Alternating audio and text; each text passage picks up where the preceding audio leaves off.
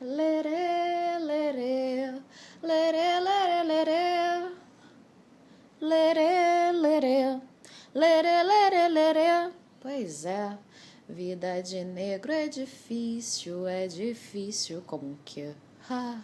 pois é, dificuldades, enfim. Então, senhoras e senhores, bem-vindos a mais um episódio de Suzy Comenta. Suzy, vem cá, vem comentar então, Suzy, vem cá, vem comentar, Suzy comenta. Ha! Ai, gente, eu não consigo cantar essa vinheta e no fim não rir. Não sei, é porque eu me acho muito boba, sabe? Enfim, aí eu rio de mim mesma, eu faço piada da minha pessoa. Então, senhoras e senhores, esse videozinho que está acontecendo nesse exato instante, supostamente iria acontecer há 2 semanas atrás. Olha que coisa! Pois é.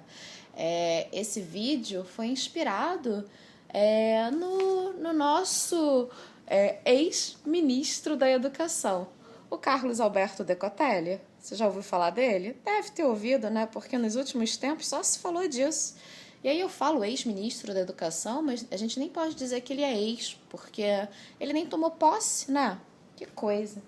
É engraçado, porque eu lembro como se fosse hoje, 2 semanas depois. De repente eu abro o meu computador, vou olhar o noticiário e tem lá a notícia, olha, ministro Carlos Alberto Decotelli é indicado para assumir o Ministério da Educação. E aí tinha uma foto dele, negro, preto, assim, olha, um homem preto vai assumir essa pauta, que coisa! E aí a primeira sensação foi felicidade. Putz, fiquei feliz, caraca! Toda vez que eu vejo uma pessoa preta assumir um cargo de poder, principalmente um cargo como esse, na alta administração pública aqui do Brasil, eu fico animada, porque pra gente chegar lá, a chegar a esses cargos de destaque, a posições de influência, há um árduo caminho a ser percorrido. Não é qualquer preto que chega nesse lugar. Então eu vi aquela imagem e a primeira sensação que eu tive foi felicidade. E aí logo depois veio preocupação. Ai, que coisa, um preto tá assumindo essa pasta, caraca, complicado, porque o assunto vai ser o preto, vai ser o ministro, a pessoa Carlos Alberto Decotelli, e não necessariamente o que é relevante, que é a questão da educação, num país como o nosso, Brasil, né, em que a educação não é levada a sério de maneira nenhuma. Então é aquele prazer agridoce, né, tipo, poxa, um cara preto vai assumir o poder, mas putz, olha onde ele está se metendo, olha o vespeiro em que ele está ingressando. É nesse governo atual, no governo Bolsonaro, putz, não é bom. E aí eu pensei comigo mesma, eu quero gravar um vídeo falando sobre isso, mas não vou fazer isso agora não. Vou aguardar os próximos acontecimentos. Parece que meu subconsciente é mais esperto do que eu, porque ele já me disse que alguma coisa podia sair errado. E não é que foi? Não é que saiu? Pois é.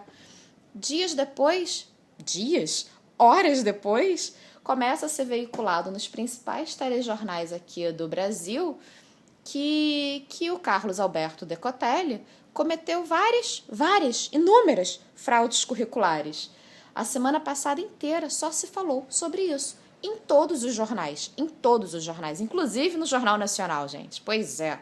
E aí iam analistas fazendo análise do currículo, veio reitor de uma universidade lá na Argentina falando da fraude, enfim. No final da semana, cada dia era uma fraude nova que a gente descobria no currículo desse Carlos Decotelli, né? E no final da semana já estavam zoando, dizendo assim, daqui a pouco a gente vai descobrir que ele não teve nem o ensino fundamental, porque é tudo tão falso, né? Pois é. E aí alguém colocou no Instagram esses dias, fazendo zoação, que ele colocou no currículo dele que ele é ex-ministro da Educação, apesar de nunca ter tomado posse no cargo efetivamente, de tanta confusão que deu. E aí eu olhei para aquilo... E, tem alguma coisa que tá me incomodando. Por que isso tá me incomodando? A pessoa cometeu a fraude, então nada mais justo que a mídia vá virar para ele e dizer assim, olha, você não pode assumir esse cargo. A gente não quer uma pessoa que mente no seu currículo assumindo uma pasta da educação. Porque os diplomas que você diz ter não são verídicos. Então não faz o menor sentido. A gente não pode permitir que uma pessoa que tem essas lacunas no seu currículo, que mentiu tão descaradamente, fraudou, assuma um cargo de tamanho destaque. E aí eu entendo isso, entendo porque a mídia resolveu denunciar. É o papel do jornalismo, ele tem que denunciar, ele tem que trazer esses fatos à luz, para que a gente possa discutir, para que a gente possa saber com quem estamos falando, com quem estamos lidando. Maravilhoso, mas ainda assim me incomodou. E aí eu continuei refletindo sobre aquilo, dormindo sobre aquilo. Até que alguém, muito mais sagaz que eu, falou assim, mas cara, estranho, né? Estranho, porque ele não é o primeiro ministro, a primeira figura de poder, figura pública, a cometer fraudes curriculares. Aí aquilo me chamou a atenção. Aí eu, quem mais que cometeu? Porque eu não lembro. Com essa repercussão midiática, eu não lembro. Quem é que cometeu outras fraudes? E, poxa, se cometeu, por que a mídia não caiu em cima? Da mesma forma que aconteceu com Carlos Alberto Decotelli. Preto. Por que será? Quem são essas pessoas que cometeram as fraudes curriculares? Pelo menos elas não tomaram posse, pelo menos não teve nenhuma repercussão midiática, mas é porque eles não tomaram posse. Foi isso, saiu todo mundo quietinho. Abri a reportagem filé. E aí, logo de cara, me deparo com o seguinte nome. Damares. Você lembra da Damares? Pois é. Menino veste azul, menina veste rosa? Pois é.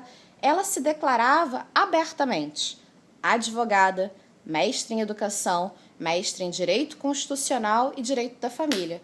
Questionada publicamente, porque ela sempre dizia que era mestre disso, mestre daquilo, mas não apresentava os diplomas, não dizia de qual instituição, ela falou assim, não, é uma questão religiosa. Na igreja, se você tem muito conhecimento sobre aquilo, você já é mestre. Entendo.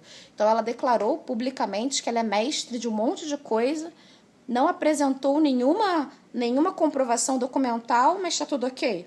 Alguém falou sobre a Damares, sobre isso? Não. Falaram sobre o fato dela ser uma pessoa estranha, que diz que menino veste azul e menina veste rosa, o contrário não pode. Mas sobre as fraudes curriculares que ela cometeu, algo foi dito? Não. E aí você pode pensar, mas foi só a Damares, né? Quem dera, quem dera. E aí temos logo depois, olha, senhoras e senhores, o ministro Ricardo Salles, atualíssimo ministro do Meio Ambiente, sabe aquele do... vamos deixar passar toda essa boiada. Aproveita que a galera tá distraída com a crise e deixa passar toda essa boiada. Sabe o que ele falou, senhoras e senhores? Que ele tinha um diploma, um mestrado em Yale, aquela universidade muito famosa, Ivy League, lá nos Estados Unidos. Pois é, o nosso querido ministro, atual ministro do Meio Ambiente, empossado, Ricardo Salles, mentiu. Fraude curricular. Disse que tem um mestrado em Yale e não tem. Aconteceu alguma coisa? A mídia caiu em cima? Foi veiculado em todos os telejornais de todos os canais, seja Globo, Repórter, Rede TV, Bandeirantes. Foi? Alguém falou alguma coisa com aquele nível de mídia em cima a respeito do nosso ministro do Meio Ambiente? Porque o Carlos Alberto Decotelli, bem ou mal, não tomou posse. E aí você acha que foram só a Damares, o Ricardo e o Carlos que mentiram? Não, vamos lá, vamos continuar. Vamos vir para um caso bem próximo da gente, do nosso atual governador do Rio de Janeiro, o Wilson Witzel. Pois é, ele disse que tinha um diploma de Harvard. De novo, uma instituição americana. Às vezes dá um trava-língua, entendeu? De novo, uma instituição muito renomada lá dos Estados Unidos. Ele mentiu. Disse que tem esse diploma. Ele tem? Não tem. fraude curricular. Mas ainda assim, ele é governador do estado. E olha que coisa, está passando por um processo de impeachment. Mas alguém, a mídia, caiu em cima dele em relação a essa fraude curricular? Não. Pois é. E aí tem pelo menos mais uns 2 outros casos. O outro caso que merece ser citado aqui é do Abraham Weintraub. Nem sei como se pronuncia isso. Pois é.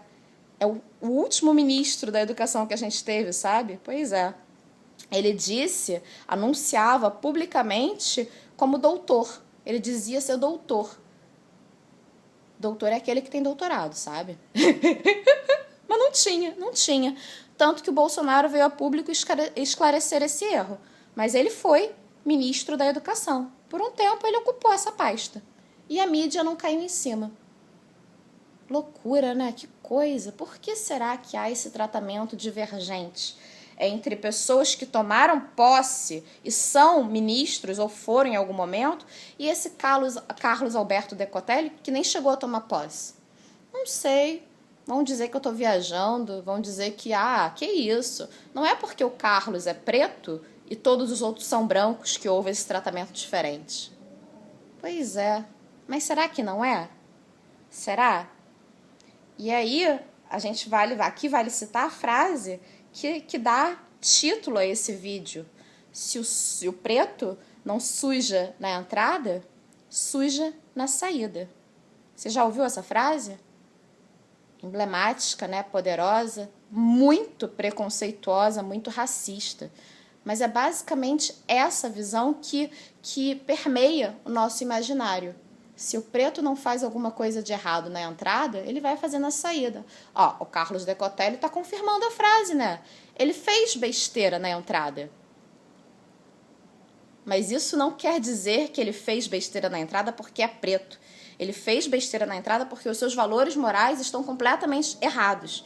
E outros brancos, uma série muito grande de pessoas brancas, fizeram besteira na entrada. Só que o julgamento que a gente dá a essas pessoas é completamente diverso.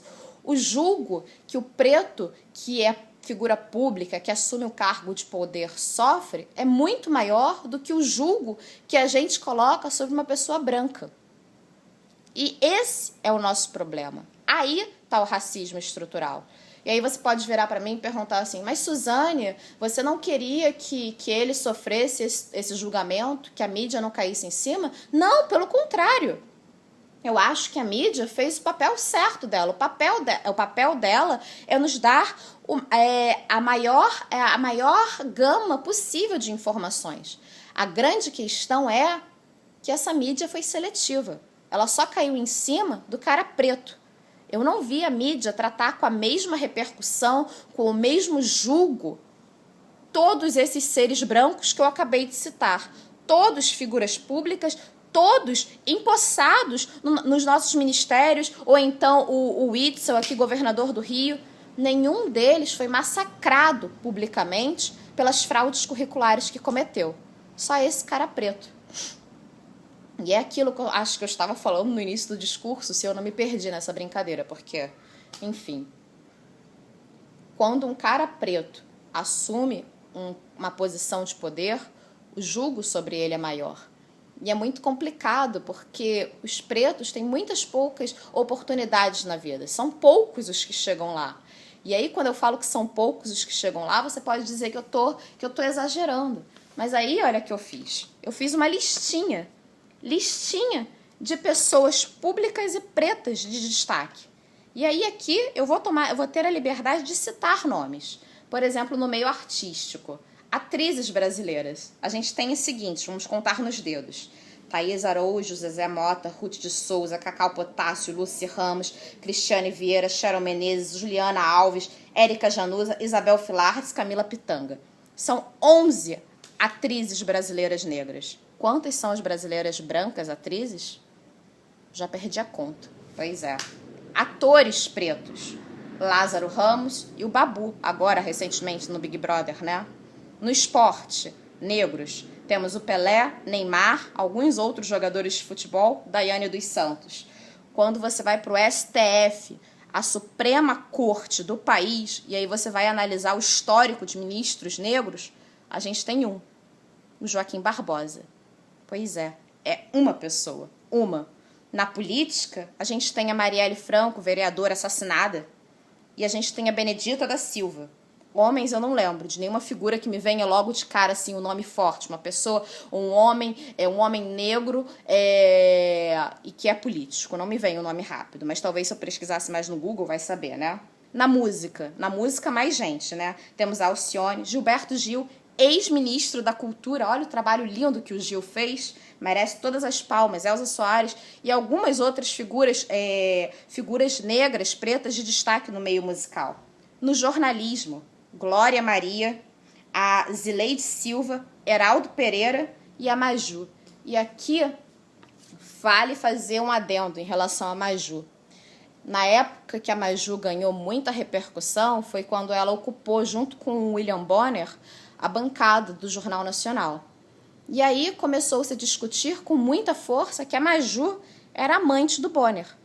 Uma mulher preta, nova, na bancada do Jornal Nacional, principal jornal da maior emissora do país, só podia estar ali porque é amante de alguém, não pelo próprio mérito. E aí aqui vale a pulga atrás da orelha.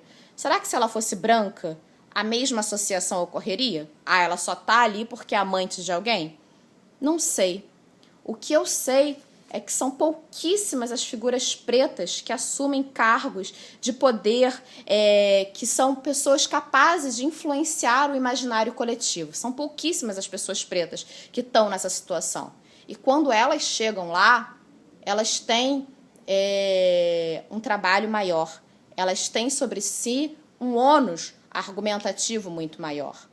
Porque qualquer erro que elas venham a cometer vai ser logo jogado para o mundo.